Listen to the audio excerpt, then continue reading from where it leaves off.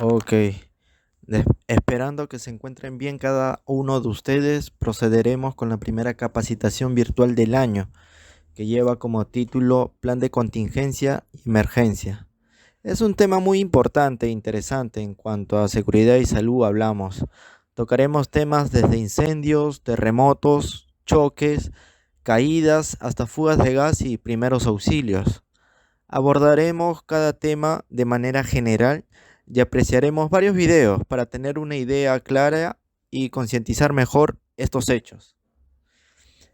Además, esta capacitación reúne temas importantes. Entre todos nosotros hay que darnos la oportunidad de aprender.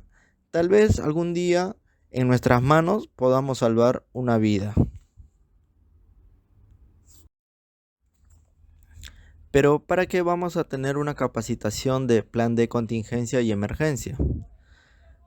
Veamos, propósito.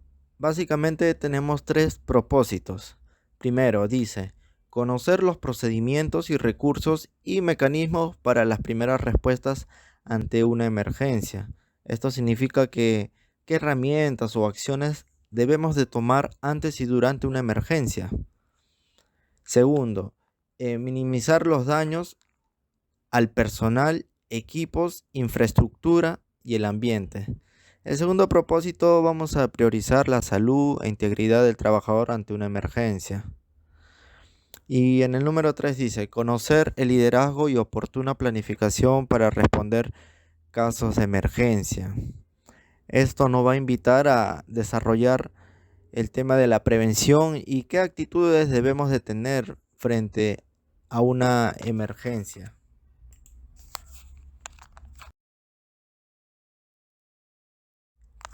Listo. Empecemos definiendo qué es una contingencia. En palabras simples, es una posibilidad de que un siniestro o evento negativo suceda. Y plan es el conjunto de actividades que se deben de realizar. Entonces, en síntesis, lo definiríamos como las acciones que debemos de preparar ante una emergencia. Nada más eso. Eso es todo. Ok, de acuerdo. Pero ¿para qué también me serviría un plan de emergencia? Entonces veamos estos tres puntos. Para establecer los pasos o procedimientos por si ocurrió o ocurrirá un evento negativo. Esto es para dejar en claro qué se va a hacer antes de una emergencia y para evitar que nuevamente suceda, pues, ¿no? El segundo punto dice, su creación no facilita la aplicación del procedimiento de asistencia inmediata. Significa que esta creación del plan nos ayudará a anticipar una emergencia, ¿correcto? En el siguiente punto dice, permite a las personas involucradas reconocer de manera específica su función en el plan.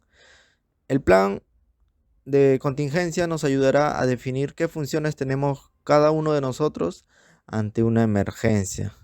Y en la parte baja hay una frase que resume el propósito, la existencia de este plan de contingencia. Dice que el plan de contingencia aumenta los niveles de seguridad y disminuye la incertidumbre ante un posible siniestro.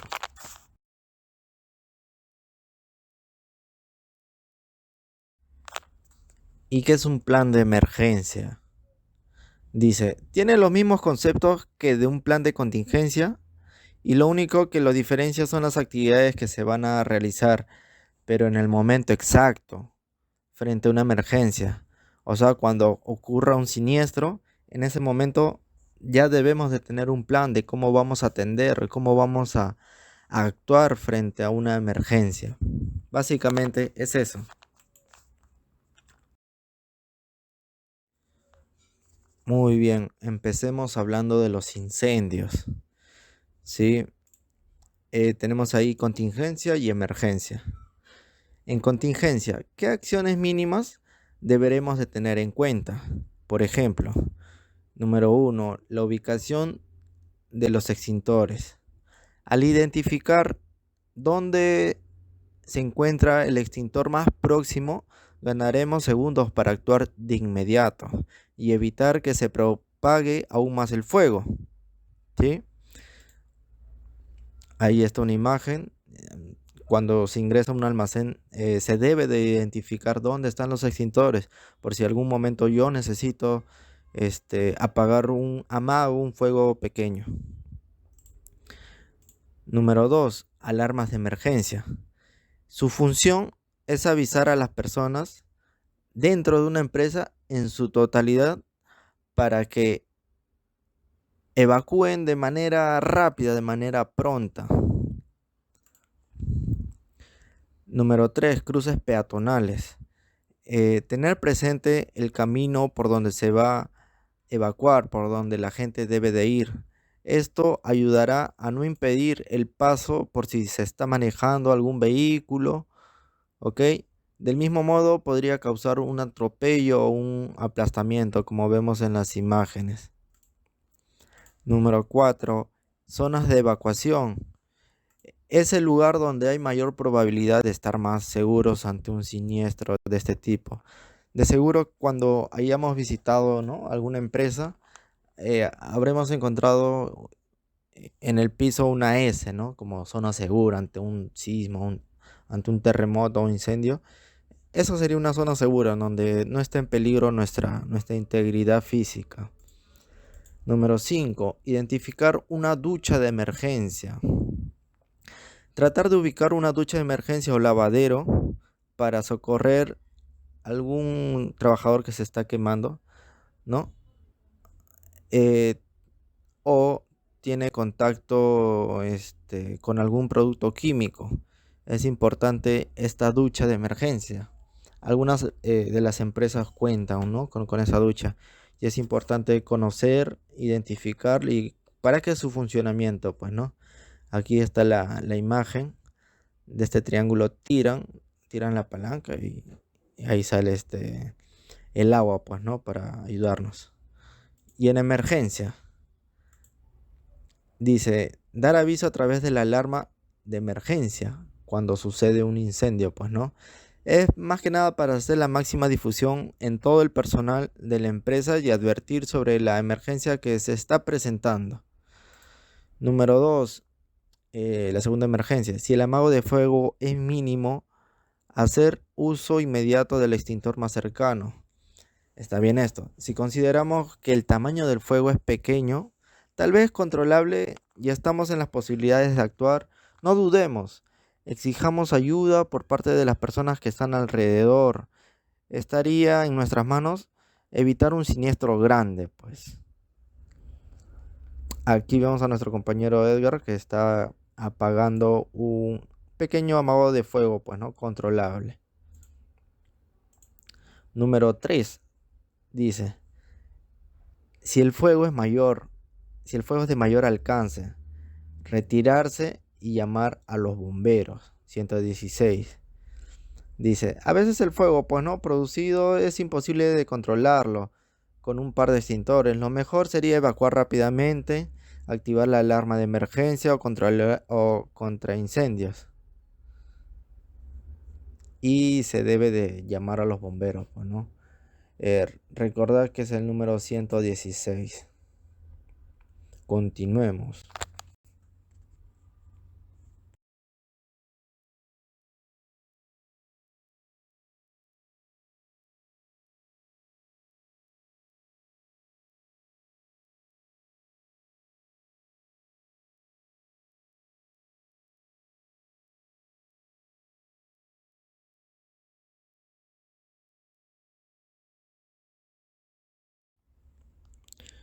Seguimos en incendios.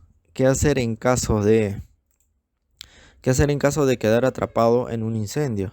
Si no hay otro sitio donde evacuar, se debe de elegir un espacio o tal vez un cuarto, o tal vez una habitación, pero con ventana para contar con una posible salida, como mínimo una entrada de oxígeno. Si es necesario escapar por la ventana, se sacan primero, ojo, los pies, después el resto del cuerpo, hasta quedar colgado de las manos y caer así, entre comillas, mejor, ¿no? Otra opción es estar agachado y gatear hasta una salida para evitar la inhalación de humo. Mantenerse tan cerca al suelo como se pueda mientras uno no se dirige a la salida más cercana. Inhalar el humo puede hacer que uno pierda la conciencia y el aire es más fresco, es el que está cerca al suelo, pues no, por eso se gatea, ya que el humo y los productos tóxicos se evaporan y se elevan. Otra recomendación que señalan, ¿no?, los bomberos es improvisar una mascarilla con un trozo de tela húmedo que tape la nariz y la boca en caso de que haya mucho humo. Continuemos. ¿Qué hacer en caso de que un compañero se está quemando? Eh, Llevarlo a una ducha de emergencia, como justamente hemos visto en la diapositiva anterior, o tal vez en algún lavadero. En caso que no exista estas fuentes, debemos de proceder a abrazarlo con alguna prenda o hacerlo rodar para disipar la presencia de oxígeno y así controlar el fuego, como vemos en las imágenes, pues, ¿no? Bien, ahí está la otra imagen. Dice detenerse, arrojarse al suelo y rodar por el suelo. ¿Qué hacer en caso de que mi compañero se está quemando y tengo el extintor listo para usar? ¿Debo rociarlo sobre él? A ver, si tengo el extintor listo para usar, no debería de usar, no debería de rociarle el extintor sobre él. Eso sería un error fatal. La respuesta es rotundamente no, pues. Recordemos que rociar directamente el polvo químico seco, lo que contiene el extintor, sobre una persona irrita la sensibilidad de la piel y asfixia el sistema respiratorio, agravando aún más la salud de la persona. Tan solo recordemos lo que sucedió con una señorita que fue prendida con gasolina dentro de un autobús por los celos enfermizos de un tipo que la acosaba. Los usuarios del bus, en su desconocimiento, le rociaron el extintor creyendo que ayudaría. Sin embargo, esto agravó más a su salud. Semanas después, la chica no soportó las últimas cirugías de reconstrucción y terminó muriendo, pues, ¿no? Eso fue muy lamentable, esa noticia. Continuemos. ¿Qué hacer en caso de que el montacarga se incendiara? Vean, solo si y siempre y cuando sea posible retirar el extintor del montacarga, se intentará controlar el fuego. Hay situaciones en el cual podríamos controlar el fuego cuando se actúa de inmediato, ¿ok? Sin embargo, si el fuego es de mayor magnitud y los materiales inflamables eh, que podrían estar alrededor, es mejor a veces salir a evacuar rápido, antes que exponer nuestras propias vidas. Aquí veamos un video que les voy a compartir. Es sobre una empresa de almacenamiento de productos químicos. Esos compartimientos se llaman IBCs. En la imagen vemos que un tipo está trasegando, o sea, está llevando de un líquido al líquido de abajo para pasar el líquido. Entonces, veamos por qué ocurre este incendio. Visualmente no vamos a ver ningún tipo de chispa ni nada de esto. Ocurrió esto porque se activó una chispa dentro del cauce donde baja el agua. Eso se le llama energía estática. Mejor veamos el video.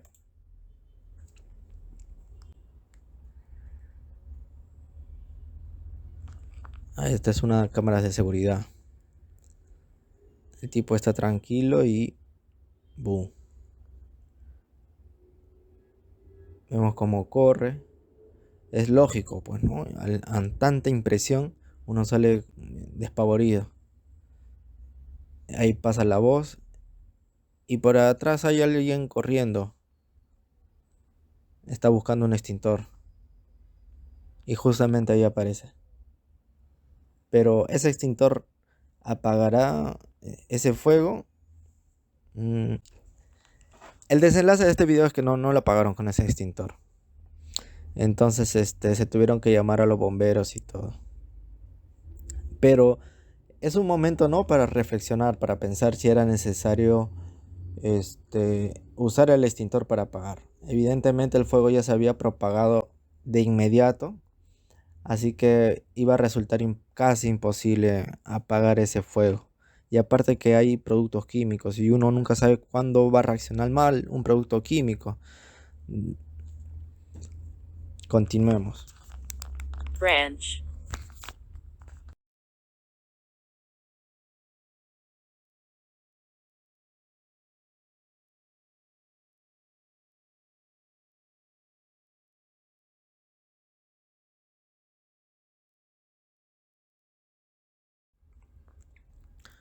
Ok, contingencia y emergencia en sismos, terremotos. Igual, de igual manera, vamos a dividir contingencia y emergencia. En contingencia, primero, botiquín de primeros auxilios. ¿Qué debe de contener un botiquín? Lo esencial sería la gasa, la agua oxigenada, el alcohol, jabón, que también puede ser en líquido, pues, ¿no? O una barra de jabón. Para lavar las heridas, también se debe de tener vendas, esparadrapos y la tijera. Segundo, ¿qué acciones, no? En tema de contingencia, es identificar las zonas peligrosas. Este ejercicio de observación nos podrá salvar la vida si identificamos qué zona o área podría resultar un atrapamiento mortal ante un sismo de magnitud grande. Por ejemplo, si hay productos apilados más de 2 metros o zonas donde existan vidrios, el movimiento brusco de la tierra podría provocar el rompimiento de estas ventanas o estas estructuras, estos racks, ¿sí? Después tenemos número 3, despejar el área para la posible evacuación. O sea, si uno está operando con el montacarga, hay que avisar al jefe de seguridad de que mira cómo está la zona por donde estoy transitando. Ante un sismo, la gente va a salir corriendo y se puede tropezar. Nunca está de más mencionar ello. ¿Ok? Por eso hay que proyectarse, ¿no?, para la salida de emergencia ante un sismo. Esto nos ayudará a evacuar eficazmente, porque si hay materiales, como ya lo dije, o herramientas en medio del camino, la gente va a salir corriendo y se va a tropezar. Entonces, notificar si hay algún tipo de obstáculos, pues, ¿no? Continuemos. Punto número 4, identificar la alarma de emergencia. Pero ¿para qué podría estar identificando dónde está la alarma de emergencia? Muchas veces lo ignoramos. Por ejemplo, en esta zona industrial de Lurín hay muchas máquinas pesadas que cuando transitan generan vibraciones, el cual uno podría creer que es un sismo. O tal vez otras personas podrían desesperarse y salir corriendo despavoridas. Al usar la alarma o sirena, hacemos la difusión completa y real verdadera a todas las personas dentro de las instalaciones de donde nos encontremos. Aquí una imagen, ¿no? Siguiente. Identificar las señalizaciones de evacuación, salida y zona de evacuación. Bien, es necesario también entender este punto, ya que uno nunca sabe si los sismos los puede sorprender en un trabajo nocturno y el sistema de iluminación puede fallar y al momento de salir, de evacuar, todo es oscuro y por sentido común uno puede desesperarse y al no encontrar salida tiende a correr por espacios quizá sean sin salida. Es por ello, al ingresar dentro de un almacén, hay que identificar, ¿no?, esos carteles que dicen zona de salida, perdón, salida de emergencia. Y estos carteles, algunos tienen ese material que es materiales fotoluminiscentes. en el cual en la oscuridad brilla. Continuemos en emergencia. 1. Durante el terremoto, es una emergencia. ¿Qué debemos de hacer? Alejarse de los estantes que pueden derrumbarse. 2. Alejarse de las ventanas o materiales de vidrio. Los vidrios de la ventana pueden romperse y las virutas pueden caer en la cabeza de uno, generando cortes y sangrado, pues, ¿no? 3. Dice encender la radio para informarnos ante una posible réplica. Mantenernos informados para saber dónde fue el epicentro y controlar la incertidumbre para tomar decisiones. Subestimar un sismo puede resultar un acto inseguro. Al ingresar pueden haber objetos a punto de caerse, estructuras débiles producto del sismo, pues no, y sería absurdo accidentarse después de haber evacuado, ¿verdad? Así que esperemos a la autorización del personal de seguridad. Punto número 4, que hacer en una emergencia ante sismo. Dice, no regresar al lugar de trabajo hasta que autoricen y garanticen el ingreso, ¿no?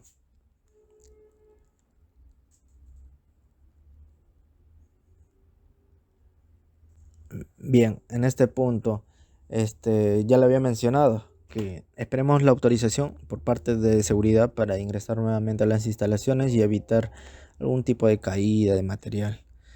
Número 5, dice alejarse de los cables o conexiones eléctricas. Si bien es cierto, a veces cuando ocurre un terremoto o sismo, los cables de los postes o algún otro tipo de sistema de iluminación quedan colgando, ¿ya? Y ante las vibraciones, estos cables se pueden desprender y pueden caer encima de uno. Y uno puede morir electrocutado o recibir una descarga. Punto número 6, no usar ascensores y bajar por las escaleras usando el pasamanos. Claro, como digo, ¿no? Producto de la desesperación, las personas tienden a apresurar el paso y pierden el equilibrio al bajar las escaleras. Es por ello que se hace énfasis en el uso del pasamanos.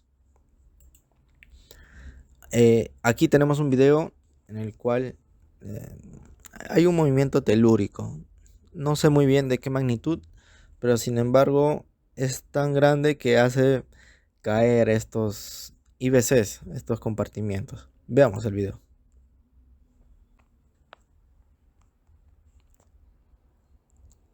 Ahí empieza el sismo, el personal sale corriendo. ¿Cuánto tiempo puede pasar para que se caigan esas estructuras? Veamos.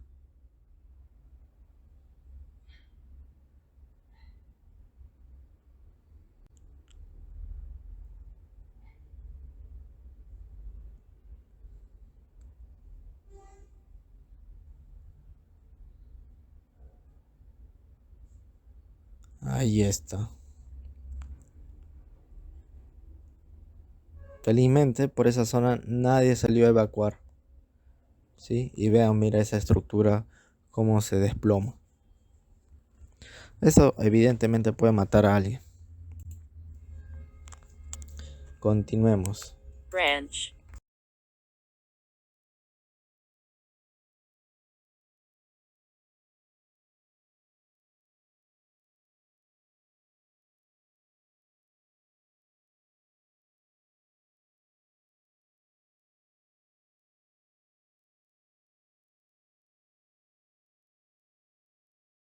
Ok, contingencia y emergencias en inundaciones o fugas de agua. Las inundaciones pueden ser productos al desborde de un río, una tubería rota en la matriz o tal vez atoramiento en el desagüe. Si sucede una fuga de agua, también se debe de reportar de inmediato al personal operativo o el de seguridad para que bajen el sistema eléctrico por si llega el fluido del agua al tomacorriente o si se está haciendo un trabajo con electricidad. Esto podría desencadenar una descarga eléctrica total. Aquí también coloqué una noticia sobre el huracán Irma. Esto fue en Estados Unidos en el 2017. Aquí el contenido de la noticia dice que un joven salió de su casa inundada después del paso Harvey por Texas para salvar a su gato y murió electrocutado. O sea, por salvar a su gato murió electrocutado, imagínense. El mismo modo, tuvo el mismo destino un hombre de 25 años que salió de su hogar en busca de su hermana, se paró en un cable de luz que estaba en el suelo y recibió la descarga, pues, ¿no? Muchas personas no tienen muy presentes los peligros de pararse en cables desconocidos por la calle, pues, ¿no? Aquí también tenemos otra noticia de los dos jóvenes que murieron electrocutados en Pueblo Libre. Yo esto es para tomarlo en consideración. No sé si recordarán la pareja de jóvenes que trabajaban en McDonald's de Pueblo Libre, que murieron producto a una descarga eléctrica. Los jóvenes estaban trapeando una zona donde había una fuga de agua debajo de una máquina dispensadora, y esta máquina tenía fallas mecánicas. La máquina estaba cargada de electricidad. Primero la chica recibe la descarga eléctrica y su pareja, por tratar de ayudar, sufre también la descarga eléctrica, llevando a ambos a la muerte.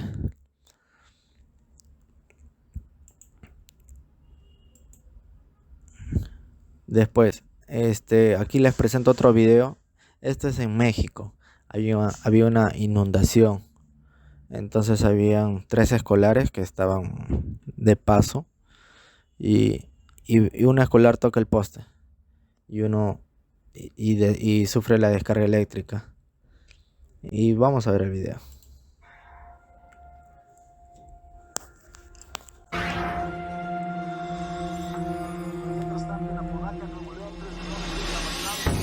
Mientras tanto, en Apodaca, Nuevo León, 3 menores fueron arrastrados por las corrientes de una intensa lluvia. En su desesperación, se sujetaron de un poste de electricidad, pero les sobrevino una descarga eléctrica. Uno de los pequeños perdió la vida en el hospital. Los niños regresaban de la escuela, pero la intensa lluvia les impidió llegar a su casa. Trágico, ¿verdad? Como tres escolares menores pierden la vida así, sin mucho conocimiento sobre las descargas eléctricas, sobre las inundaciones. Al final dos de ellos se salvaron y solo uno murió. Continuemos.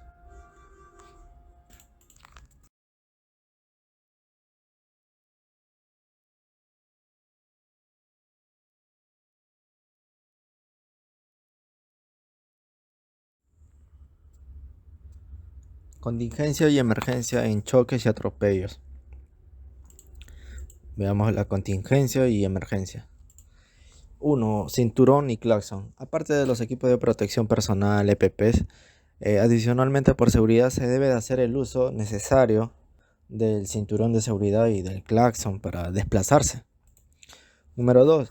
Frenos de mano y frenos en los discos. Antes de salir, se debe de verificar los frenos para prevenir alguna falla más adelante, una falla mecánica, y por consiguiente evitar un accidente vehicular o atropello. 3. Realizar el checklist. Realizar el checklist de los equipos a utilizar: espejos, circulinas, sonidos de retroceso. Estas herramientas suman a la seguridad en la manipulación del montacarga. Punto número 4. No audífonos, no celulares. Manejar con audífonos o textear por el celular es un exceso de confianza y pérdida de concentración también. Basta unos 2 segundos para que una persona imprudente se nos cruce en el camino y pueda terminar en una desgracia. Ahí les comparto una imagen, pues no, una calavera con un celular. Puede parecer gracioso, pero no creo tanto para las personas que chocaron o atropellaron a alguien solo por contestar el teléfono por unos breves segundos.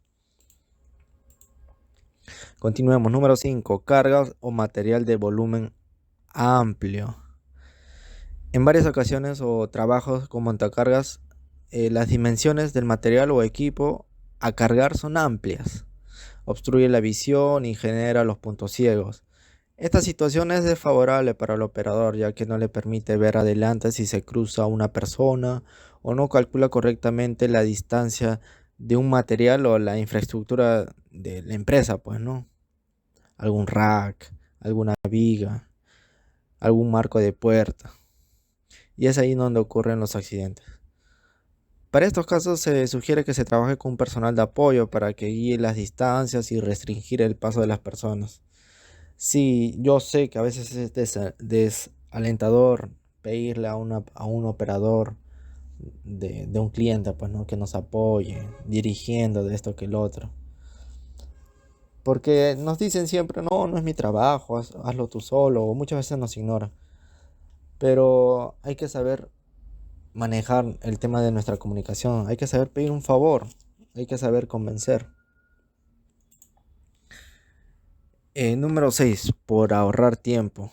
Hay algunos clientes que exigen y operadores que tienen prisa, que por realizar el trabajo rápido o evitar hacer doble viaje, terminan haciendo caer el material del cliente, chocan contra la infraestructura del almacén o dañan algún equipo. Y al final, el que sale más perjudicado, todos lo sabemos que son los montacarguistas. Es a ellos el cual de inmediato les llama la atención.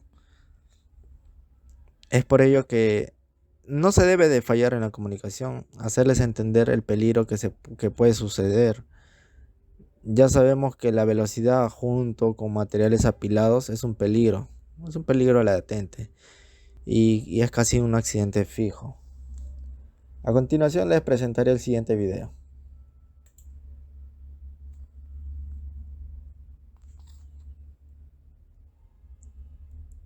Sí, un montacarga estaba llevando materiales apilados por una zona con baches, con huecos. Y veamos lo que pasó. Si ese montacarga hubiera llevado no tan apilado como en el video, de seguro no se caía. Continuemos en las emergencias. ¿Qué hacer ante un choque, un atropello en la calle?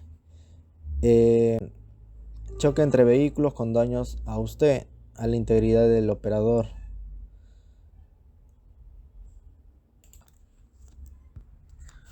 Bien, si el choque fue de gravedad y compromete a la salud de usted, no duden en llamar a Rúmel o Carlos Martínez para la asistencia y traslado de inmediato a la clínica. Y si el choque o atropello ocurre en la calle, ya sea una persona o animal, se recomienda no darse la fuga. Al contrario, pedir apoyo en este caso, ¿no? A Rúmel nuevamente o a Carlos. Y la solicitud de una ambulancia, pues, ¿no? Para la atención de la persona. En las instalaciones de un cliente. Choques, equipos o infraestructura. Si el choque es otro equipo o una infraestructura del cliente, reportar inmediato, así sea que el cliente no se haya dado cuenta o si se continúa operando. De todas formas, al final las tragedias se llegan a conocer y es mejor que sea reportado por el mismo operador que por el cliente para anticipar una solución. Y si fuera un atropello a una persona, socorrer de inmediato a la persona afectada, asegurarse de que esté consciente y pedir ayuda alrededor en llamar a la ambulancia. Veamos el siguiente video. Dos montacargas no le impidieron la visión y bueno, chocaron. Pero menos mal fueron parihuelas, llantas. Continuemos. Y otro video, un atropello. Ahí está el montacarguista. No sé si vio al compañero. El compañero se mete y con todo el material guarda.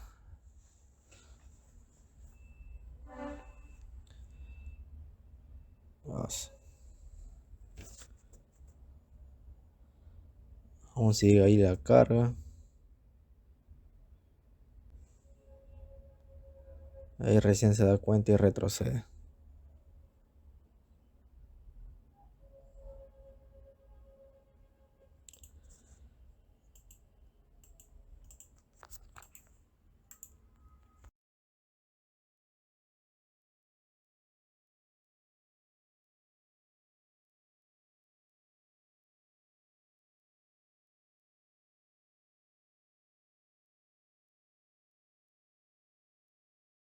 Ok, contingencias y emergencias en caídas de objetos y contusiones. Veamos. Al momento de hacer trabajos de carga, descarga e izamientos, estamos siempre ante una probabilidad de sufrir una caída de un objeto o contusiones. Una contusión es una lesión o daño producto a un golpe sin producir una herida exterior. Dicho esto, comentemos un poco sobre las prevenciones y las medidas de cómo actuar ante una emergencia y contingencia. Primero, contingencia. Uso de casco. Cuando se visita a un cliente, uno nunca sabe cuándo le podría caer un objeto en la cabeza o en alguna parte del cuerpo. Es por ello que se sugiere usar los EPPs adecuadamente para reducir la gravedad de un posible accidente.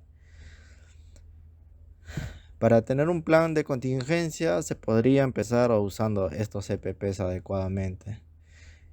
El casco debe de usarse junto al barbiquejo para el aseguramiento y protección de una de las partes más delicadas del ser humano, el cerebro. Un buen golpe puede comprometer seriamente a su correcto funcionamiento, dejando secuelas o complicaciones a largo plazo. Veamos este pequeño video.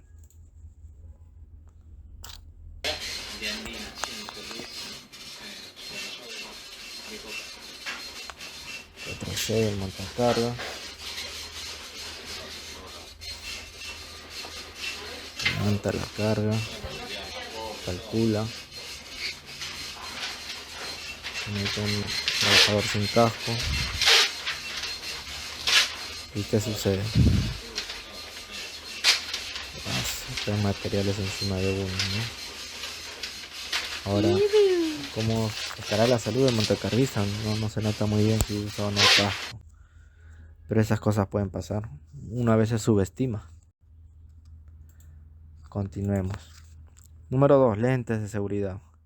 El uso de lentes de seguridad es para evitar que pequeñas partículas ingresen a la vista, ya sean proyectadas involuntariamente, según un polvillo o producto de, no sé, una viruta, piedritas pequeñas en trabajos de construcción.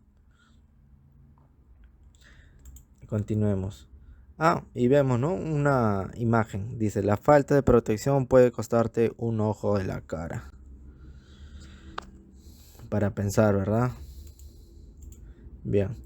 Botas de seguridad. Es un calzado especial para la protección de los pies. En la punta del material está hecho de acero y cubierta por un cuero resistente.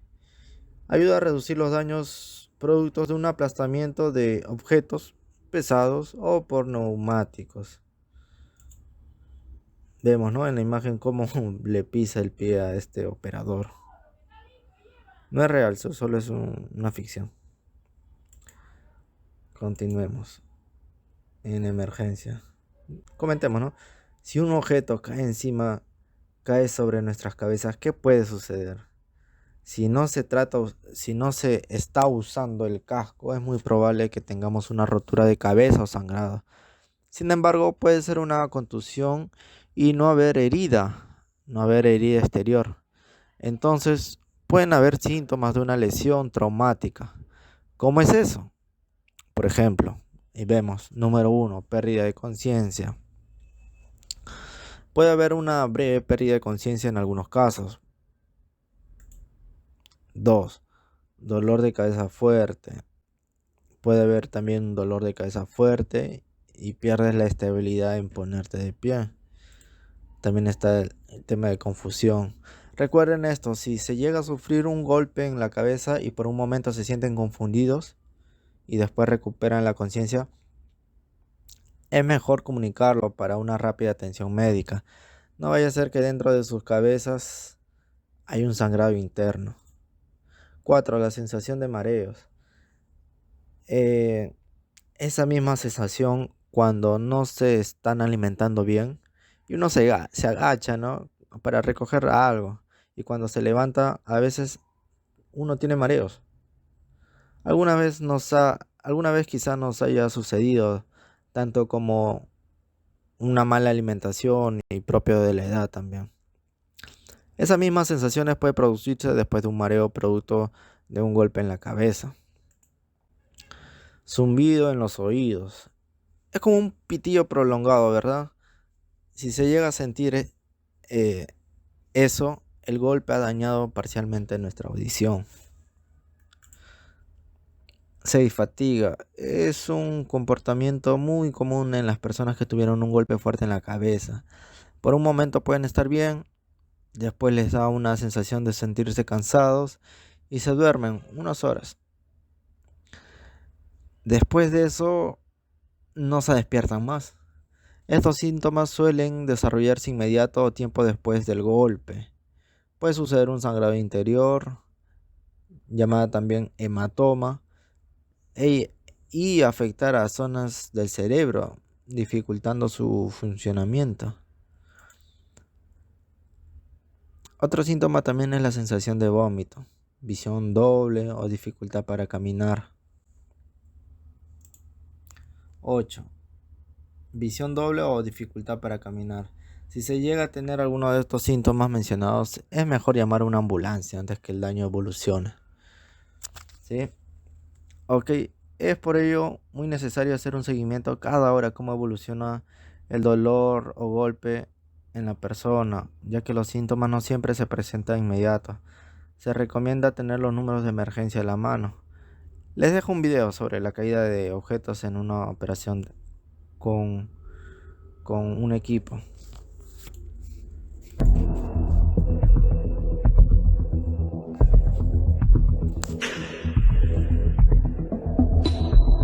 Vemos que esas cosas pueden pasar en cualquier empresa. Felizmente el operador tiene su casco y está recogiéndolo.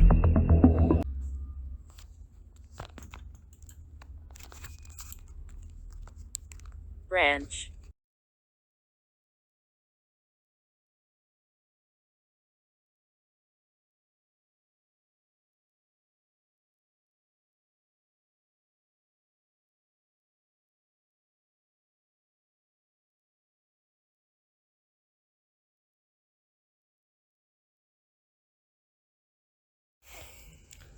Contingencia y emergencia en aplastamientos y contusiones. Al momento de asegurar una carga o colocar tacos a una carga sin paleta, corremos el riesgo de que nuestros dedos o extremidades se queden atrapadas. Y no solo ello, sino también al manipular una máquina o un material pesado. Entonces mencionaremos algunas medidas de contingencia, por ejemplo, uso de guantes y botas de seguridad. Siempre el uso de guantes y botas de seguridad. Si bien es cierto, no te van a salvar de un aplastamiento, pero puede de alguna manera reducir el daño. Además, si se trata en trabajo de limpieza y mantenimiento, debe evitar el uso de anillos, cadenas y el pelo largo sin atar, y ordenar los equipos, que están obstruyendo el paso para evitar golpes. Número 2. Comunicación entre rigger y el operador grúa. Si se necesita alguna ayuda, se debe de coordinar de manera precisa y clara para que cuando se esté en la operación no haya descoordinaciones y se termine accidentando a la otra persona. Es por ello que el trabajo de rigger con el operador grúa debe ser efectivo. Si un rigger no da un mensaje claro a través de las señas, el operador grúa puede dudar y entender otra cosa, y en vez de subir un material puede bajarlo, causando un daño o un golpe en alguna parte del cuerpo. Veamos un video después de esto. Número 3. Ninguna persona debe pasar por debajo del montacarga. Claro, ninguna persona debe de pasar por debajo de la carga levantada. Es por ello que se debe de cercar el área de trabajo con conos o cintas de seguridad. Veamos el siguiente video. Las personas se acercan y dejan el material que está siendo izado y el material termina cayendo. Felizmente se salvaron. Nuevamente veamos.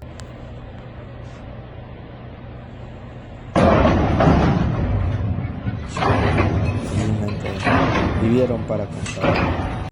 Continuemos.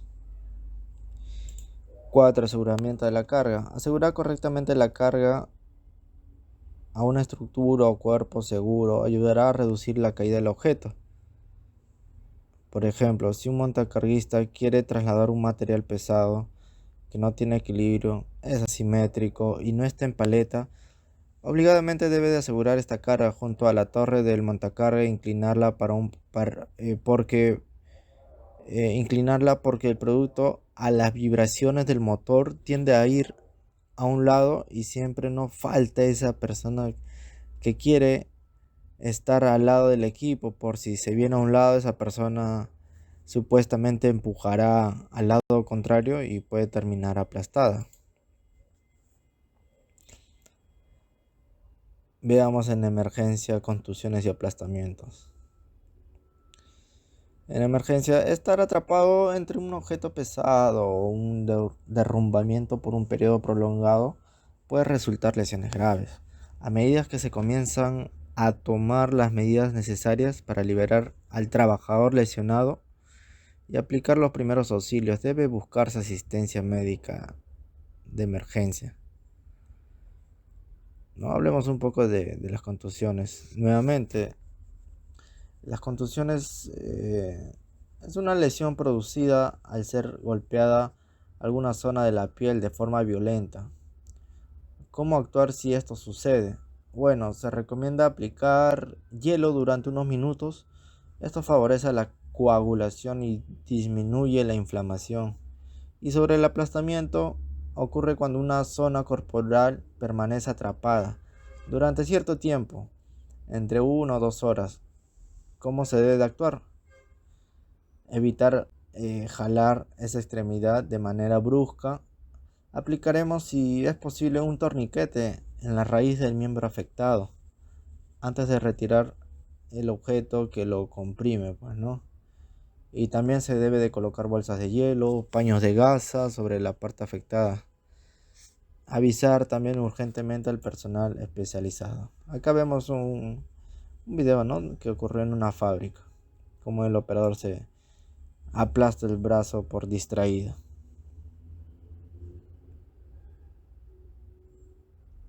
¿Ves? Por confiado, y retira la mano.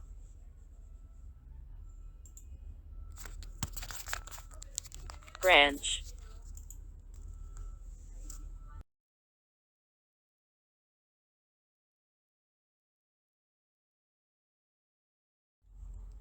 Contingencia y emergencia en cortes o mutilación. Los cortes pueden ser por objetos filosos, láminas de aluminio, andamios o estantes filudos. Quizá en internet nos hayamos encontrado alguna vez cortes donde la piel aparece colgando. Es por ello que vamos a hablar en las contingencias qué acciones vamos a tomar.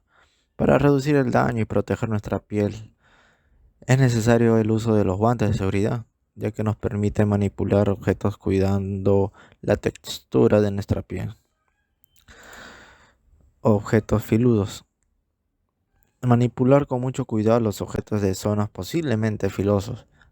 Por ejemplo, bordes de estantes, herramientas de corte. Número 2. Trabajos con vidrio. Si se manipula el material vidrio, tener en cuenta que los bordes son altamente filosos. Uso de wincha. De igual manera, al manipular una wincha, el borde podría hacernos daño si se contrae bruscamente, eso todos lo sabemos. 4. Revisión de guantes. Revisar los guantes cada cierto tiempo e identificar si está en condiciones que puedan asegurar el cuidado de la piel. Evaluar la textura del guante. A veces se necesita realizar el cambio porque el uso diario produce su desgaste. En emergencia. ¿Qué hacer en caso de que a mí o mi compañero sufra un corte? ¿Cómo debemos actuar? Para evitar posibles consecuencias como una infección o mala cicatrización, es fundamental tratarlas de forma correcta. En caso de corte superficial, lavar la herida con abundante agua del caño para limpiar la suciedad con jabón. si esta está al alcance, pues, ¿no? Y enjuagarla bien. No se debe de usar algodón, alcohol o alguna pomada. Sacar la herida con gasas, palpando suavemente sin frotarla. El otro caso es cuando el corte es profundo también. Lavar cuidadosamente con agua corriente para ver mejor la herida y apreciar así su tamaño. Con la palma de la mano presionar con gasa o un paño limpio en la zona durante un tiempo, digamos cerca de los 5 minutos, para detener el sangrado. Cuando la sangre empapa también la gasa, no hay que retirarla, sino utilizar otro trozo encima del anterior y continuar ejerciendo presión sobre ella. Si existen objetos incrustados, estos no se deben de extraer, ya que pueden estar cubriendo la herida y bloqueando el sangrado. Hay que acudir o este, a, llamar a una asistencia médica, ¿no? Ahora, ¿qué hacer si hay una mutilación de alguna de nuestras extremidades? O sea, el desprendimiento, ¿no? Ya sea de falanges, dedos. ¿Cómo se actúa? Si se pierde los falanges, hay que vendarlo y comprimir, ¿no? En la zona y trasladarlo urgente a la clínica. Si es otros miembros, aplicar un torniquete considerable, ¿no? Digamos 5 centímetros por encima del miembro afectado y traslado urgente.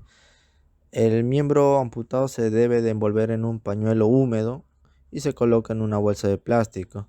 Se llena otra bolsa con hielo, agua fría y se coloca la primera bolsa dentro de esta y se hace el traslado urgente. Tras el corte es normal que la herida sangre por unos minutos, pero luego se debe de formar un coágulo que la cubra. En caso que no se mantenga un reposo adecuado, es posible que vuelva a sangrar. También debemos de tener en cuenta que si en las primeras 48 horas la herida presenta inflamación con signos de enrojecimiento, dolor y calor en la zona dañada. Si pasa este periodo, si esto persiste, quiere decir que se infectó la herida, ante lo cual se debe de acudir inmediatamente en un centro hospitalario para evitar complicaciones.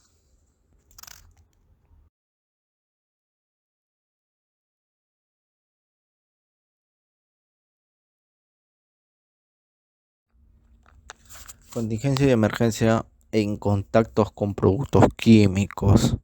Veamos la contingencia. Uso de casco y barbiquejo. Por si alguna sustancia, ¿no?, química llega a instalarse en el cuero cabelludo, el casco, su uso correcto, va a evitar eso. 2. Lentes de seguridad.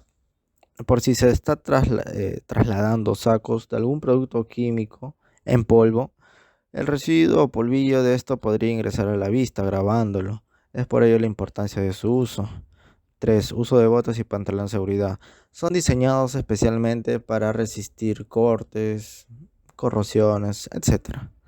Por ejemplo, aquel caso del operador que estaba esperando el llenado de un trasiego de un producto químico para transportarlo en IBC, fue ahí cuando cierto líquido salpica su pantalón y el operador ignoró y no dio aviso.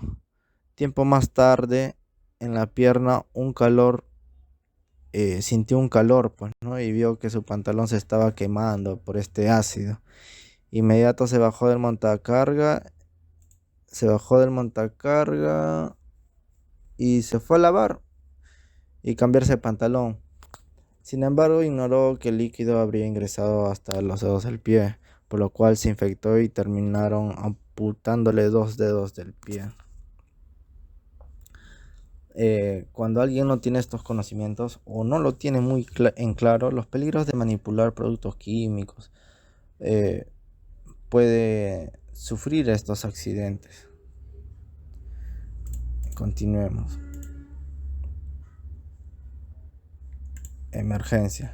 Si sucede algún tipo de contacto de productos químicos, reportarlo inmediatamente al personal de seguridad y dirigirse a la ducha de emergencia, que sirve para reducir la salpicadura o contacto de algún producto químico. Se debe de lavar con abundante agua, pues, ¿no? Y cambiarse por completo de EPP, por si hay rastros que no son visibles, como lo que le sucedió a este operador, que el ácido ingresó hasta los dedos del pie y terminaron amputándolo.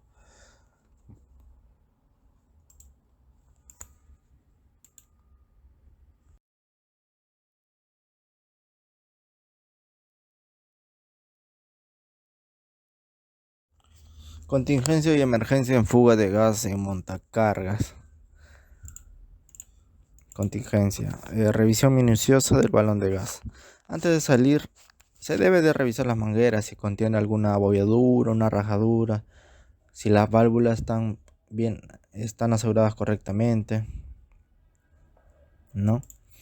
En emergencia, ¿qué sucede, no? Si existe una fuga de gas en los montacargas, primero se debe llamar directamente a la compañía de gas, contactar a los proveedores ya que están más capacitados para atender estos incidentes, y adicionalmente llamar a Rummel o a Ever para brindar el apoyo o asistencia.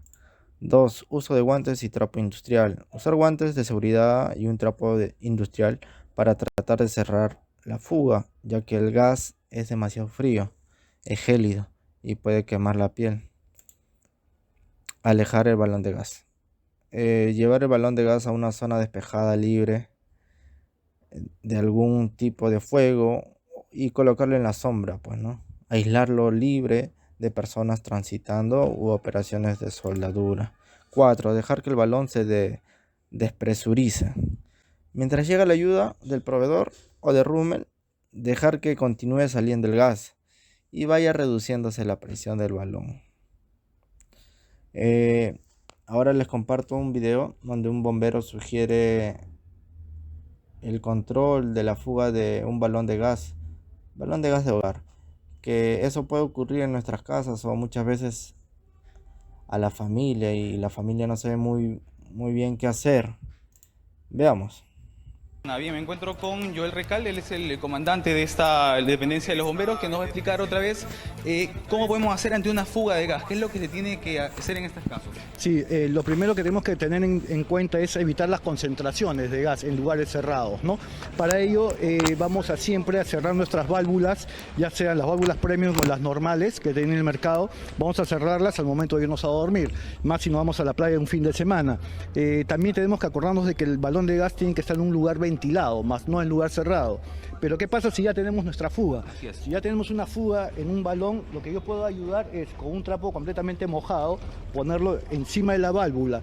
¿Qué va a causar esto? Va a causar de que disipar el gas, y yo con este trapo humedecido, mojado, recién puedo retirar el balón hacia un lugar ventilado, ¿no? Siempre al nivel de la calle, nunca a la azotea, porque el gas va a bajar siempre. El gas ya está al interior de la casa. Si está ya en el interior y el ambiente está completamente saturado, tratamos simplemente de ventilar abriendo puertas y ventanas, salimos al exterior de la casa y hacemos el llamado al 116, al Cuerpo General de Bomberos.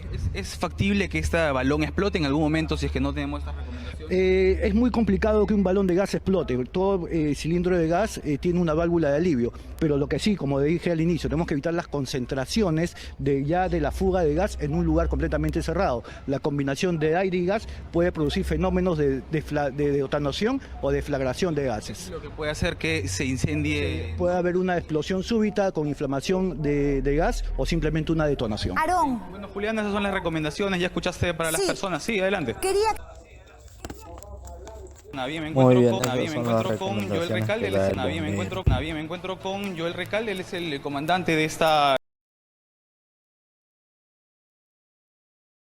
Bien, contingencia y emergencia en primeros auxilios, derrame cerebral. Primero, recordar que no somos médicos. Los siguientes alcances que se dará a continuación es para la atención inmediata y prolongar los signos vitales de la persona, hasta la intervención de los paramédicos o personal especialista. Este tema aplica para cualquier situación, ya sea en el hogar o un día en el trabajo, ya sea para auxiliar a algún familiar o compañero nuestro. Empecemos. ¿Qué es un derrame cerebral? es cuando el flujo sanguíneo es interrumpido por la presencia de un vaso sanguíneo que está bloqueando el paso o esté roto. Y bueno, las células que no reciben el suministro constante de sangre oxigenada pueden morir, causando daño permanente en el cerebro, el cual es la causa más común, que es la hipertensión. Así es, esta hipertensión puede causar un derrame cerebral. La hipertensión es cuando los vasos sanguíneos, hay una tensión o flujo de sangre alta, el cual ejerce una fuerza contra las paredes de los vasos sanguíneos, bombeados por el corazón. En cuanto más alta es la tensión, más esfuerzo tiene que realizar el corazón para bombear. Otros factores también puede ser la obesidad, diabetes, colesterol, tabaquismo y otros antecedentes familiares también. Eh, Aquí vemos, ¿no?, un vaso sanguíneo que está siendo bloqueado por eh, un cerrito de grasa, ¿no? Y esto produce la ruptura y ya no permite transportar oxígeno a través de la sangre y llegar al cerebro. Veamos algunos síntomas. Uno de ellos es el rostro caído, ¿no? También dificultad para ver por uno de los ojos, brazos débiles, dificultad para hablar, caminar, confusión. ¿Qué debemos hacer si le pasa a un compañero o a nosotros mismos? Inmediatamente debemos llamar a la ambulancia. Cada minuto es fundamental para la atención de esta emergencia. Si apenas tenemos estos síntomas, avisar lo más pronto posible. Identificar estos signos de un posible derrame cerebral nos ayudará a ganar minutos para salvarle la vida a alguien más. Y ahí les comparto el número de SAMU, que es el 106. Es un servicio gratuito para toda la población. No te van a cobrar por atenderte.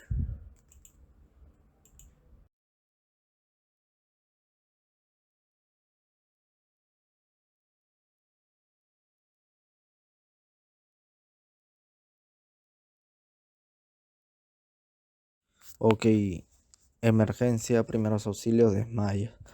El desmayo es una pérdida temporal de la conciencia. Si se está a punto de desmayarse, usted se sentirá mareado, tal vez con vértigo o con náuseas. Puede ser que usted o uno vea todo blanco o todo negro, o su piel pueda sentirse un poco fría, un poco húmeda, sentir la sensación que se le bajó la presión. Entonces puede ahí perder el control de mantenerse en pie y caerse. El desmayo suele ocurrir cuando la presión sanguínea baja y de repente puede causar que el flujo de la sangre al cerebro disminuya. Esto es más común en las personas mayores. Entre las causas del desmayo también se incluyen calor o la deshidratación, angustia, alguna noticia negativa, algunos problemas en el hogar, desentendimientos en el trabajo, ponerse de pie demasiado rápido, una incorrecta alimentación también influye. Ahora, si alguien se desmaya en casa o en el trabajo, asegúrese que las vías respiratorias estén despejadas para que pueda respirar sin problemas. Las personas debe quedarse acostada, no levantarse rápido porque nuevamente se puede caer. Se recomienda que repose unos 10 a 15 minutos. La mayoría de la gente se recupera por completo. Por lo general, los desmayos no son demasiado graves, pero a veces pueden ser una señal de algún problema serio. Si se desmayó o alguno de sus si usted se desmayó o alguno de sus compañeros, es importante que vea a algún médico y se descubra la razón de su desmayo. Ahí le comparto una breve infografía sobre los primeros auxilios que se debe de hacer en caso de un desmayo. ¿No? Ahí menciona asegurarse que las vías respiratorias de la persona estén despejadas, ver si la persona respira, eh, verificar si el corazón aún late, llamar a los números de emergencia. En este caso debe ser el 116. Sí, se debe llamar a SAMU. Si recobra la conciencia, ayúdale a recostarse cómodamente durante 10 o 15 minutos. También se puede sentar echado hacia adelante con la cabeza entre las rodillas, no habría problema. También verificar si el compañero tiene alguna lesión, algún golpe. Y también sí se le puede ofrecer un vaso de agua.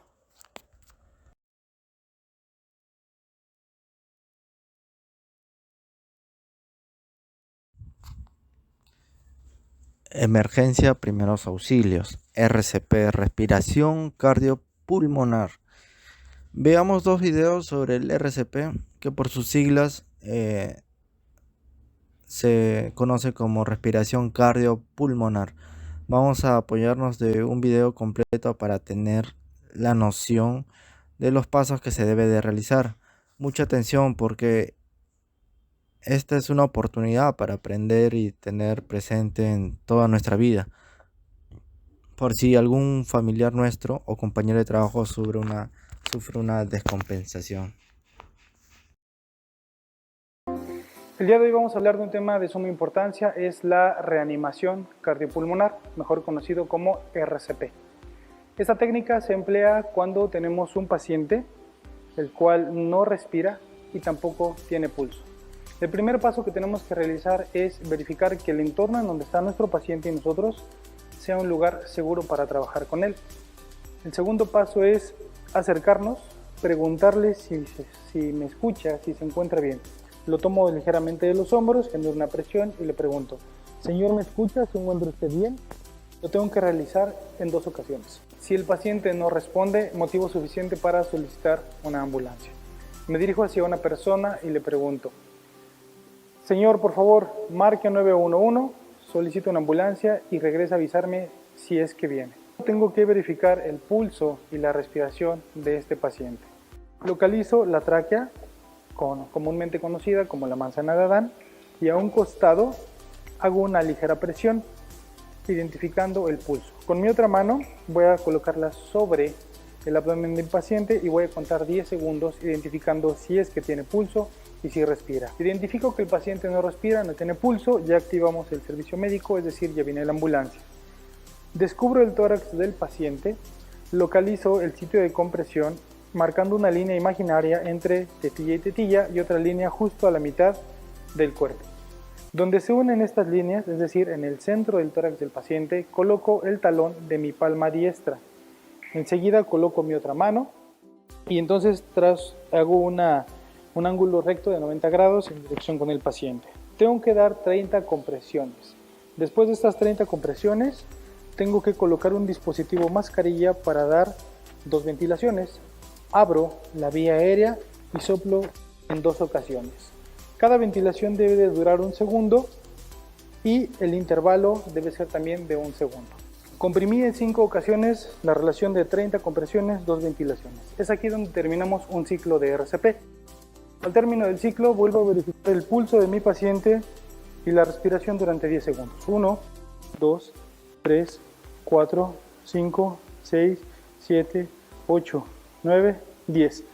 Si aún el paciente no se ha recuperado, tengo que continuar con reanimación cardiopulmonar hasta que lleguen los servicios médicos de emergencia. Si el paciente se recupera, entonces lo coloco en una posición de seguridad, lo cual tengo únicamente que lateralizarlo hacia mí para cuidar la vía aérea de nuestro paciente. Si no es así, entonces continúo con el RCP hasta que el paciente se recupere, llegue la ayuda para poder continuar con la reanimación cardiopulmonar.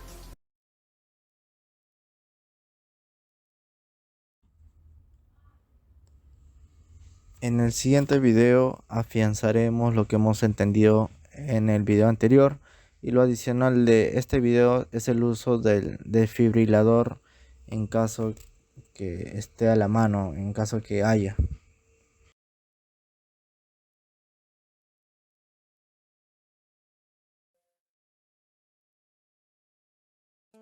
Con este video aprenderás a utilizar un desfibrilador en caso de paro cardíaco. Si te diriges a la víctima mientras le tomas la mano y le sacudes los hombros suavemente y ésta no reacciona, busca ayuda.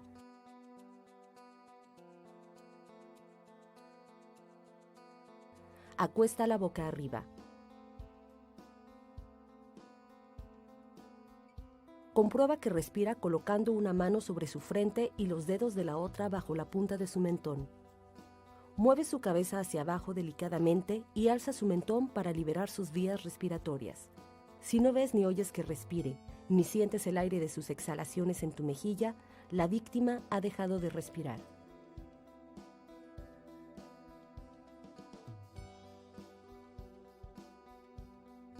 Alerta a los servicios de emergencia. Pide a un testigo que traiga un desfibrilador. Mientras esperas, desnuda el pecho de la víctima y comienza a realizar un masaje cardíaco haciendo presión sobre el medio de su tórax, a un ritmo de 2 veces por segundo.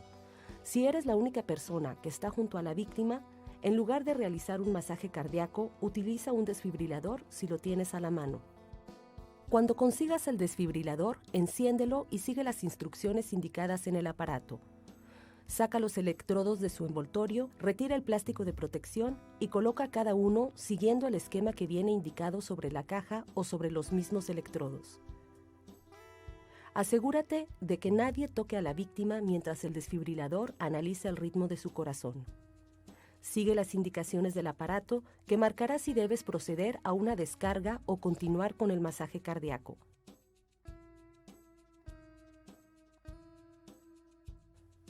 Continúa hasta que los equipos de emergencia tomen el relevo o hasta que la víctima vuelva a respirar normalmente. El desfibrilador puede ser utilizado en niños y en bebés, por lo general junto a un adaptador o con electrodos pediátricos. Si no los tienes, utiliza el desfibrilador como lo harías con un adulto, pero colocando los electrodos en la parte delantera y trasera de su tórax.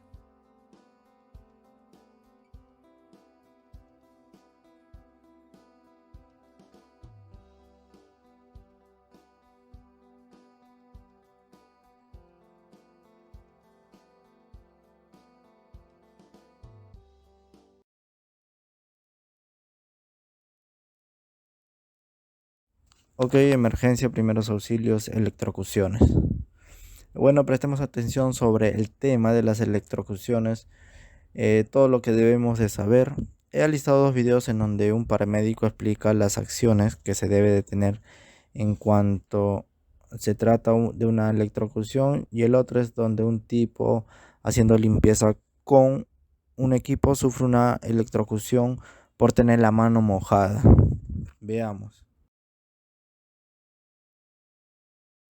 Tiene las vías aéreas obstruidas, pero no sabemos qué hacer o cómo reaccionar cuando estamos frente a una situación que tenga que ver o que tenga contacto con la electricidad. ¿Qué hacemos? ¿Tocamos? ¿No tocamos a la persona? Bueno, y estamos con un especialista que ya lo hemos consultado varias veces, con Jesús Peralta, que es coordinador y formador de brigadas y paramédico. Jesús, primero para preguntarte, ¿cómo actúa la electricidad en el cuerpo humano? ¿Cómo estás? Buen día.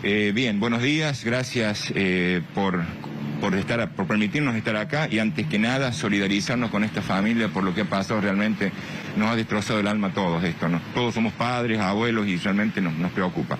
La electricidad, primero, si vamos a hablar un poquito cuál es el efecto sobre el organismo, tiene 2 efectos importantes que debemos tener en cuenta. El primero es que produce tetania. ¿Qué significa?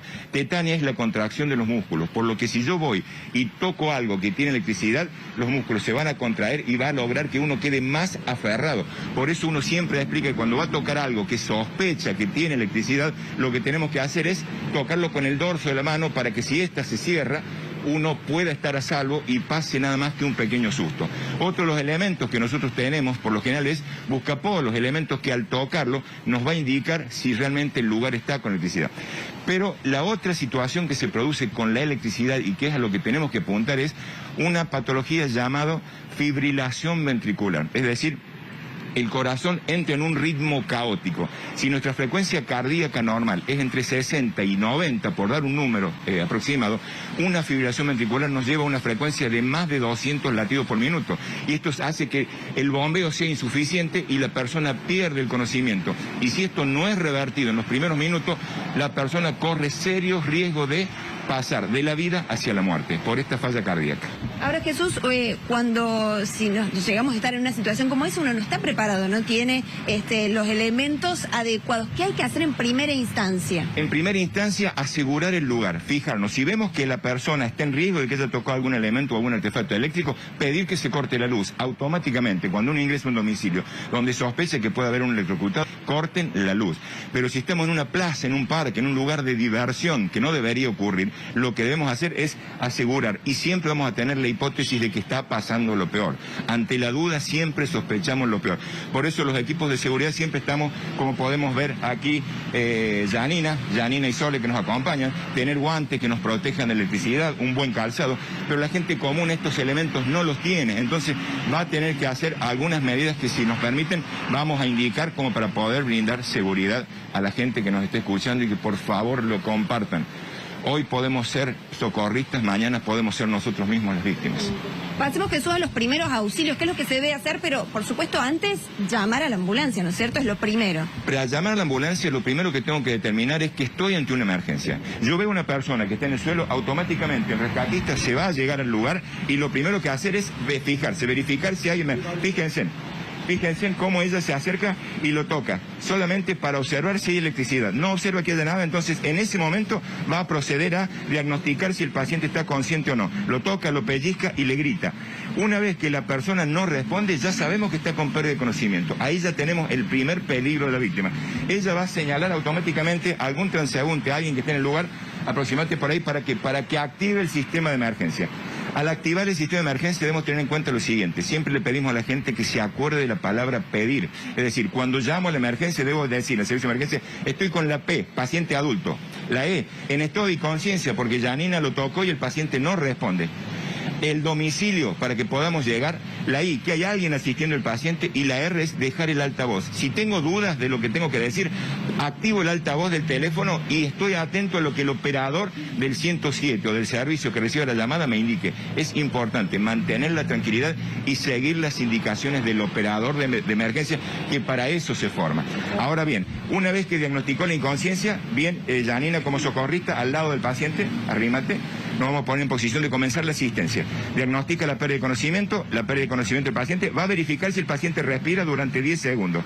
En el contexto de pandemia no abrimos vías respiratorias, solamente vamos a ver si hay movimientos de respiración durante 10 segundos, y para ello vamos a contar Córdoba 1, Córdoba 2, Córdoba 3, Córdoba 4, Córdoba 5, Córdoba 6, Córdoba 7, Córdoba 8, Córdoba 9, Córdoba 10. Utilizamos el prefijo de la ciudad para generar el espacio de 1 segundo y que cuando lleguemos a 10 sean 10 segundos aproximadamente. Si ella está sola y estamos en un lugar donde podamos contar con un desfibrilador automático, ya sea un club deportivo o un lugar comercial, pedimos automáticamente el DEA. Y una vez que me traen el DEA, lo conecto y sigo las indicaciones del aparato. El aparato solo me dice lo que tengo que hacer. Bien. Si no tengo esa posibilidad del DEA y contamos hasta 10 y la persona no responde, automáticamente ella indicó que llamaran por teléfono, pidió el DEA y automáticamente va a poner sus manos en el centro del pecho, va a entrelazar sus dedos, va a apoyar el talón de la mano sobre el centro del pecho del paciente, con los brazos trabados, los codos hacia atrás, y va a comenzar la maniobra de reanimación cardiopulmonar. Y esta no se tiene que detener hasta que llegue la ambulancia o hasta que el paciente reaccione. Si no tengo el desfibrilador, acá hay algo importante y por eso bregamos tanto por la ley que exige el desfibrilador en todos los lugares públicos. El desfibrilador en un lugar y ante un evento de esto, en los primeros 6 minutos me garantiza más de un 90% de posibilidad de sobrevida. 90%, por eso es tan importante. Pero si no cuento con el desfibrilador, yo sé que el desfibrilador lo va a traer la ambulancia. Entonces yo voy a estar reanimando hasta que la ambulancia llegue al lugar y seguiré las indicaciones del personal médico cuando lleguen estos al lugar. Perfecto. Bueno, ahí estamos viendo cómo realizan las maniobras de reanimación. Jorge, te escucha Jesús. Hola Jorge. ¿Qué tal, Jesús? Gracias. con esta posibilidad. Al contrario, al contrario. A ver, un par de preguntas le quiero hacer que me surgen dudas respecto de toda esta explicación. Sobre el tema de la desfibrilación del corazón. El corazón, a mí me explicaron, le pregunto a usted, ¿no? En un estado como de latencia donde no está ni quieto ni se mueve, está como fibrilando casualmente. Me dijeron alguna vez en un curso... Corazón, sí. No, que en un curso que yo tomé me dijeron que hay que pegarle como una trompada en el pecho si no tengo desfibrilador para desfibrilar con la mano, digamos. Bien, ese es un mito. ¿Y por qué? Porque una descarga de un golpe de puño en el pecho equivale a 5 joules. Un golpe bien dado en el pecho equivale a 5 joules. Y para que nosotros podamos entender, una desfibrilación eficaz oscila entre los 260 y 360 joules. O sea que lo tendría que tener a Bruce Lee encima del pecho pegándole piña. No hay trompada que valga, no hay trompada que valga. Claro. No, aparte, ¿sabes cuál es el problema, Jorge? Que yo si le pego una trompada en el pecho, corro el riesgo de fracturar las costillas. Y si fracturo las costillas, después no tengo cómo comprimir. No voy a tener para comprimir. Entonces no se le pega el golpe del pecho. Pero, ¿y si el corazón está fibrilando? ¿Los masajes sirven igual? Porque también me decían que por ahí, si está fibrilando el corazón, por más masaje que le hagan, no responde. Voy a mantener en estado de vida latente y lo más importante, voy a mantener oxigenado el cerebro mientras yo haga una compresión correctamente. Y eso es lo que apunta el masaje. Mantener oxigenado el cerebro para darle mayor opción al cuerpo que pueda recuperarse. Indudablemente, Jorge, que lo ideal es contar con un desfibrilador. Por eso estamos peleando por la ley que exige el uso y que esté en estos lugares. Y lo otro... Estos aparatos que son tan valiosos. Y lo otro, que es un poco lo que pasó en el caso del chico de antes de ayer y en el caso del hijo de Willington, que se acercaban personas, tocaban y se electrocutaban también. Entonces, vamos a suponer que... Por eso es la importancia de no tocar. Bueno, por eso. Pero, ¿cómo asisto yo a una persona? Si estoy solo, a un electrocutado, no hay nadie más que yo o un amigo, y no tengo guantes, ¿cómo hago para asistirlo? Si no está mojado la víctima, lo voy a agarrar de la bota manga, del pantalón de última y lo voy a tirar hasta alejarlo del lugar. Es una forma de darme seguridad. Y si no tengo esa posibilidad o no estoy seguro de lo que hacer, Jorge, lo mejor es no hacer nada, porque lo único que vamos a lograr es sumar otra víctima más al evento. Lamentablemente, si no tenemos la seguridad, es preferible activar el sistema de emergencia, tratar de despegar a la persona del foco que está tomando corriente, es decir, una silla, una madera, un cinto, un palo, algo, sacarle lo que está tocando con la corriente, y si no tenemos la seguridad, después de haberlo tocado, como nos indicaba Janina recién, con el dorso de la mano, si no tengo la seguridad directamente, espero la llegada del servicio de emergencia. Pero, por ejemplo, no sirve ni una patada, nada que lo aleje del lugar, o sea... Pero estoy pensando en esto. Podría servir, sí. Es el mito de utilizar la patada, golpearlo, tomar velocidad y venir corriendo y pegarle un topetazo tipo cabra, pero siempre va a estar el riesgo porque vamos a estar en contacto con la persona con electricidad. Siempre está ese riesgo. ¿Cuánto tiempo? La idea de esta información es no poner a nuestra gente en riesgo. ¿Cuánto tiempo puede permanecer una persona en contacto con la electricidad y sobrevivir? Eso depende mucho del organismo, pero normalmente con 5 o 10 segundos es suficiente para que el corazón se desfibrile y esa desfibrilación haga que no llegue oxígeno al cerebro porque el latido es insuficiente, como mismo lo dijiste, y la persona se desvanezca, pierde el conocimiento. Y al perder el conocimiento se desencadena lo que nosotros llamamos pasaje de la vida hacia la muerte. Obstrucción de vías respiratorias por la lengua, se desplaza hacia atrás al estar relajado. Esto hace que el paciente entre en paro respiratorio, y del paro respiratorio al paro cardíaco pueden haber 3-4 minutos. Y una vez que se produce el paro cardíaco, pasamos de la muerte clínica, que es cuando no hay signos vitales, a la muerte biológica, que es cuando las neuronas comienzan a apagarse una a una. Bueno, y allí lamentablemente ya no podemos hacer. Lo otro es esto. Si se supone que una persona, como el chico, Luciano, tocó el poste, se quedó agarrado al poste, se quedó prendido. ¿Y por qué, si supuestamente tenía zapatilla de goma aislado de la tierra y todo eso, cómo pudo haber hecho la descarga igual?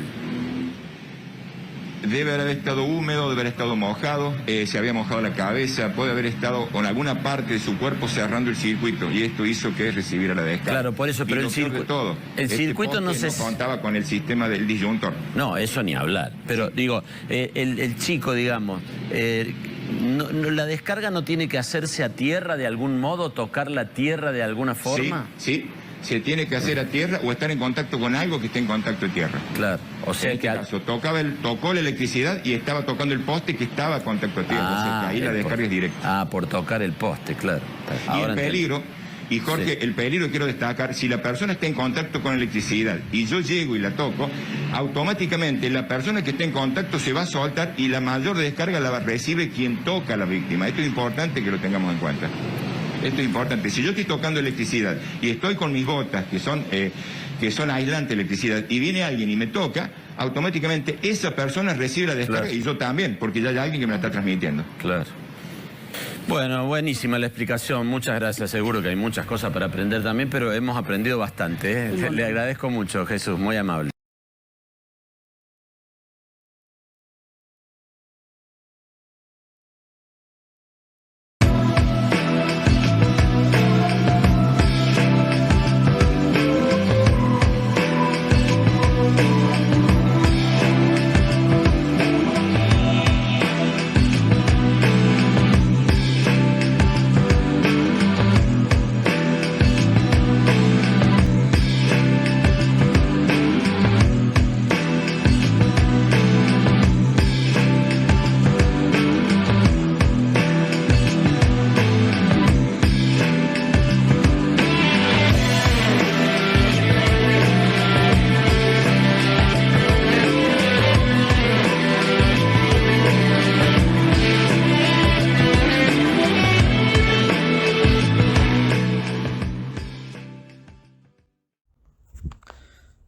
Muy bien, para finalizar, desde el momento que despertamos hasta cuando regresamos a casa, siempre vamos a estar rodeados de múltiples peligros.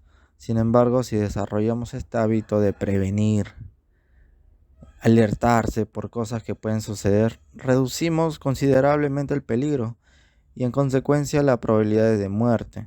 Ya se demostró que en diapositivas de manera general las contingencias y emergencias de cada situación.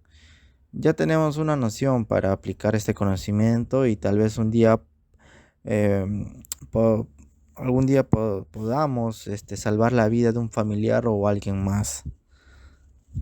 Muchas gracias.